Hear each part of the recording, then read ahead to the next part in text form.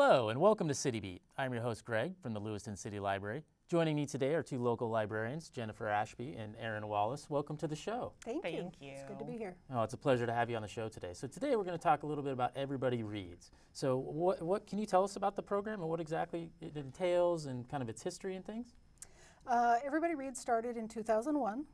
Jim Hepworth brought the idea up to Heather from Lewiston City Library and to me, and we started it in November 2001 was the first time, and since then we've expanded out to include, in 2007 we had several schools as well as all the public libraries, and since the economic downturn there are fewer schools, but the participating libraries are Asotin County Library, Lewiston City Library, Lewiston High School Library, Prairie River Library, Latah County, WSU Libraries, and Whitman, did I say Whitman County? WSU Libraries. And then we have some partnering libraries that have the books and the publicity materials, but the author doesn't come to their communities. And those are Denny Ashby Library in Pomeroy, Columbia County Library, and Clarkston High School Library. So basically what we do is we select a book and we make it available to everyone in the community. We have 10 copies in all of the participating libraries, and we encourage everyone in the community to read the book, and then we come together and discuss it in various venues. So we'll have programs one in Clarkston, one in Lewiston, one in Nez Perce, one in Moscow, and then in Colfax. So it's basically an opportunity for people to come together and talk formally, but we also want people to be talking in coffee shops and all over town about the book and just encourage reading and building community. That sounds great. That sounds great. And so what can someone expect if they, or how do they participate even? What can they expect when they are participating, and how do they become involved and are able to participate in this program? Yeah, great question. Thank you. I think what kind of Jennifer touched on was that we hope people participate in not only the author events, but just that it kind of furthers a conversation among the community members. So hopefully, you know, in theory, we're helping to build a readers community there. I have a friend who's in a book club, and her book club, they'll be reading the book in November. And you know, not only will they be attending an author event where you have an opportunity again to meet the author, hear the author probably read from the book, talk about the writing process, but then their group will be coming together to discuss the book, and so that helps build readers community. And when you know, we all bring something different to the table when we read, we all have our own experiences. So while you know, it's a shared reading experience, but through discussion we'll all have, we can bring our experiences to it and share that with one another. And so I think that's definitely one that people will get from that, from participating. Ah, it sounds great. So what is the book this year? And actually, let me back up a little bit. You mentioned a book is selected every year, and what is the criteria? Who selects the book? How are books chosen for this program? Well, we have a committee that does all the details of the program, and we discuss books, but we also, at the end of each program during Everybody Reads, we have a little survey to see what people would like changed, and one of the things we ask for is what authors they'd like to see. And oftentimes, you know, once we've gotten rid of all the dead people and all the people that, you know, would cost way beyond our means, we have a good pool to draw from, and then we talk with the authors and negotiate with them to see if they'll come. The big draw oftentimes for authors is we'll take them up the Snake River on a fishing trip. So they really, a lot of them have been asked to reading programs before, but that's the unique hook that we have, no pun intended, for that piece. So, but any time that people have a suggestion, we're open to hearing about it. We like, you know, it's for everybody, so we like hearing what everybody wants to read. That's right. And so this program is once a year, correct? Mm-hmm. And is typically in the fall? Yeah, it's always the week of Veterans Day. The week of Veterans Day. Yeah. Now, what is this year's book, and can we talk a little bit about it this year to get folks excited and see what they have in store for them? Yeah. This year's book is The Girls of No Return, copy of the book right there, and it's by Erin Saldine. I'll talk a little bit about the author first. Erin Saldine, she actually grew up in Idaho. She currently lives in Missoula, Montana, and she teaches at the University of Montana there in Missoula. She has a Master's of Fine Arts from the University of Virginia, and she's been a Peace Corps volunteer and bartended in New York City before settling in Montana. She, in 2009, she was recognized, her work was recognized for the Best New Voices in America.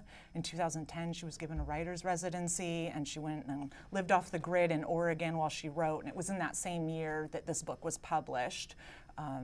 She's written numerous essays and reviews. They've been published in journals like, and magazines like the New York Times and Northwest Review. So we're really excited for her to be coming to our area. The Girls of No Return, it takes place in a somewhat local area to us, the Frank Church River of No Return Wilderness. There's a fictional school, the Alice Marshall School for Girls, and this is where teenager Lyda Wallace is sent by her dad and stepmom after there's some trouble in her life. And she goes to that school to kind of confront that trouble. Every girl at the school has sort of a thing, is how it's described, and what that lightest thing is in the book slowly comes out as you're reading the story. She has a hard time making friends at the school until a girl, Boone, kind of befriends her, and of course Boone has her own dark past. And then when this a new girl comes to the camp, Gia, this is when complications arise between friendship and trust, and that's kind of gets the story going. So there's a lot happening in the story: friendship, conflict, and I think I'm just really excited for this book. I think it's going to cause a lot of discussion and interaction, and so that's a bit about the book. Some of the issues in the book that it deals with bullying and cutting and some of those kinds of things that are incredibly relevant right now, because they're happening with teens everywhere. And we were all exposed to bullying, whether we were the bully or the person being bullied, or we just watched somebody be bullied as kids. But it's different now because you can't go home and get away from it, because the social media is constant. And so the kids are just bombarded with it. And so part of the idea here is to get them talking. Some Lewiston high schools and Clarkson High School are involved in, hopefully that can be a helpful experience for some of them. Definitely, definitely. Now to me, just the brief description and things about the book, it kind of sounds like a young adult book. Why choose a young adult novel versus an adult novel for a community-wide reading program? Sure. Go ahead. Okay. Basically, there's been a lot of crossover in fiction in the last many years. Young adult literature is actually fairly new, like since the 1970s, but over the last few years, they've had the Hunger Games and the Twilight series and stuff, which start out as young adult books and have really moved into the adult sector as well.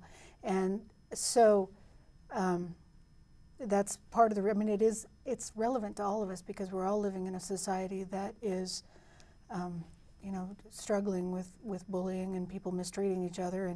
And we all have the thing we have to deal with, right? We all have things in our life that we have to cope with, and this is just a good way to get people talking about that.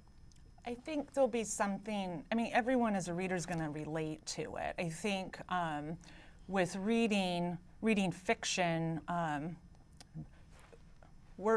we're making ourselves better people by reading fiction. We're experiencing things in books and stories, so we're able to relate to people that are different than us. We get to know ourselves better. We experience empathy. These are powerful things that happen can happen from a book. So I think it does not matter, if that's a children's book, a teen's book, or an adult book. I think there's, again, plenty within the book for discussion and to get us all kind of going. Oh, it sounds like a really interesting read. Yeah. Really interesting read. Now, we're from not a giant community, but a fairly good-sized community. Are there plenty of copies available for folks to participate in this program, have an opportunity to read the book? There are 10 copies in every library that's involved. Actually, Lewiston City has 20 copies because Confluence Press is one of our partners, but they don't have a place to put their 10 books. So, so all of the libraries that I listed have 10 copies available, and so you should be able to get a hold of them. They're also for sale at and Books 2 and the Bookie and Pullman, Book People, and then Main Street Books in Colfax. So, and the author will sign books for us and stuff if you want to purchase them at the time. But to get them ahead of time so you can read and participate more fully, you can get them at the libraries.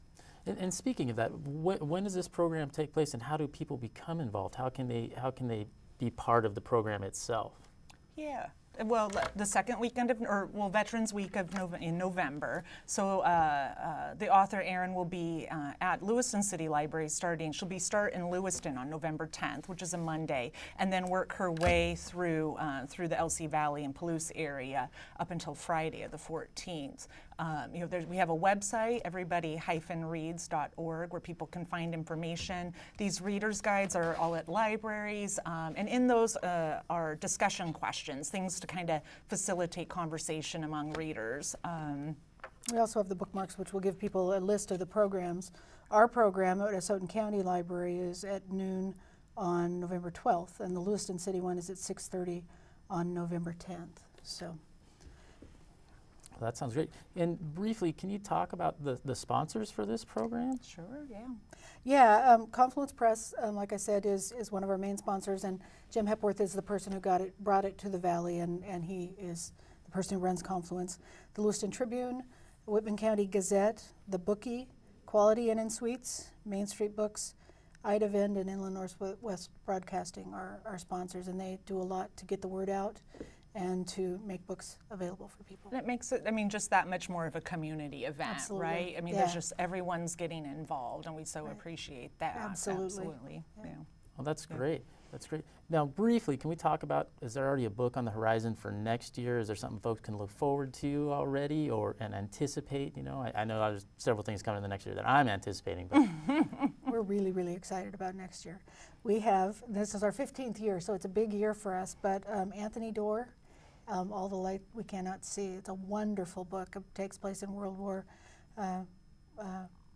approaching World War II, in parts in Germany, parts in France, and it's two kids, one growing up as part of he's like a genius, and so the Nazis are using him and including him and everything, and then a blind girl in France who's experiencing it from a different viewpoint.